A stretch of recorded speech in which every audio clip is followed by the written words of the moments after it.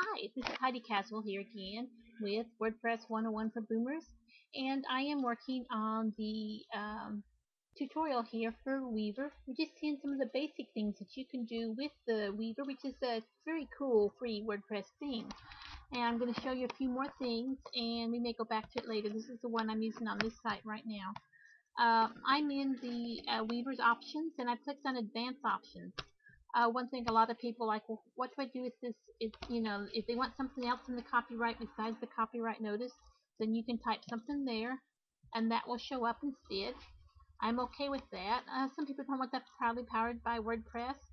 I'm actually going to keep that in on this website, since this website is all about WordPress. But a lot of times I'll take that out, and so you just click on it and save it, and that will take it off. So if you don't want the powered by WordPress, just go ahead and check that box and save it. There are other things that you can do here. We're going to go over, I'm not going to go through all of them. I mean, you got like some short codes. These are things you'll have to read up or learn more on them. I'm only going to get into these as we come to them, as we need them for the website. I'm going to go ahead and build this website on Weaver. I will look at another theme also, but I believe we'll use this one. And that way, if you use this one, you can follow along and with me and do some of the same things that I'm doing. I'm going to go ahead and look at this one here. You have the save and restore. Once you have your theme looking the way you want, you really want to save it. If you don't save it, then next time you go back and you go try one of the other different themes, because you have the different Weaver themes. I had picked the orange, you got wheat, you have a whole bunch of one, Indiana Avenue. Then you may lose all your settings that you had on the one that you saved. And just to kind of preserve those and not save them, you want to save it. And to, you could give it a different name. So we're going to go ahead and show you how to do that. There's several different ways that you can do that. You can save it to a backup file.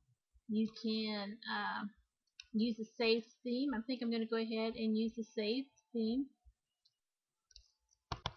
Now I'm going to keep orange as orange, just as it is basically the way it came. So I would rather have it saved as my saved theme, and that way it's separate from orange. And so I'm going to go ahead and save it there.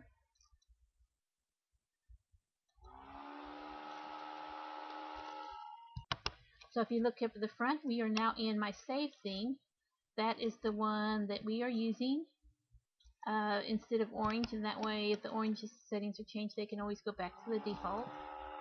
There are other options here, other things that you can do to save it. I've got it saved into my save theme. I only have one. So if I go to my save theme under Weaver, it will take me back here.